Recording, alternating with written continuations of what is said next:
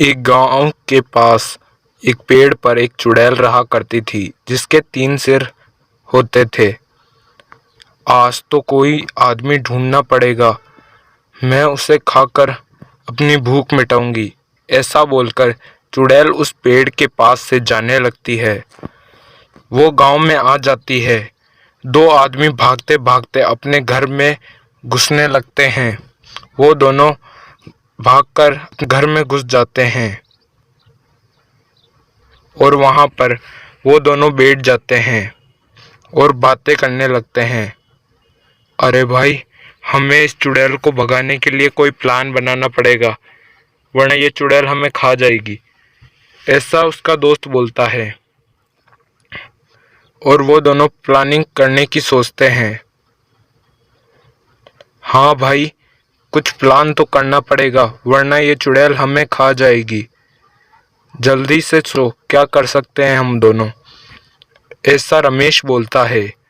महेश उसकी बातें सुन रहा होता है। वो दोनों बैठे बैठे सोच रहे होते हैं कि महेश बोलता है, अरे भाई, मैं सोचता हूँ कि चुड़ैल को कहते हैं कि ये सूरज के निकलने के बाद मर जाती हैं, तो हम उस चुड़ैल को सूर्यास्त तक बचा के रखेंगे। हाँ भाई, कह तो तू सही रहा है। कहते भी हैं कि सूरज से चुड़ैल बहुत डरती है और उसके निकलने के बाद चुड़ैल मर जाती है। चुड़ैल बाहर उड़ते हुए आती है और कहने लगती है, या तो तुम दोनों मेरे पेड़ के पास आ जाना, वरना मैं तुम्हें यहीं गांव के अंदर मार डालूंगी। वो ऐसे जोर जोर से उन दोनों को ललकारने लगती है। वो बोलती है कि या तो तुम जल्दी से मेरे पेड़ के पास बलि का बकरा बनकर आ जाना, या फिर वो उन दोनों को उसी के गांव में मार देगी। ऐसा बोलकर चुड़ैल वहां से जाने लगती है। वो दोनों उस चुड़ैल को मारने के लिए निकल पड़ते हैं। रमेश और महेश दोनों उस पेड़ की ओर जाने लगते हैं जिस पेड़ पर वो चुड़ैल रहा करती थी। वो उस पेड़ की ओर चले आते हैं। वो पेड़ के पास आकर बोलते हैं। वो बाद में वो चुड़ैल उन दोनों के पास आने लगती है। तो क्या सोचा तुम दोनों ने, कौन मरेगा सबसे पहले? क्या रमेश तुम मरोगे सबसे पहले? ऐसा वो चुड़ैल बोलती है।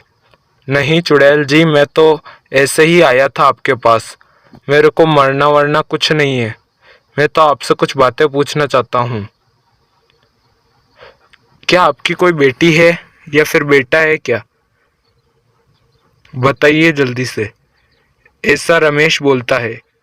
क्यों, तुम्हें क्या काम है? तुम्हें उन दोनों से शादी करनी है क्या? ऐसे वो चुड़ैल को उलझाए रखते हैं। वो काफी देर तक उस चुड़ैल को ऐसी ही बातों में उलझाए रखते हैं और सूरज उगने का टाइम हो जाता है।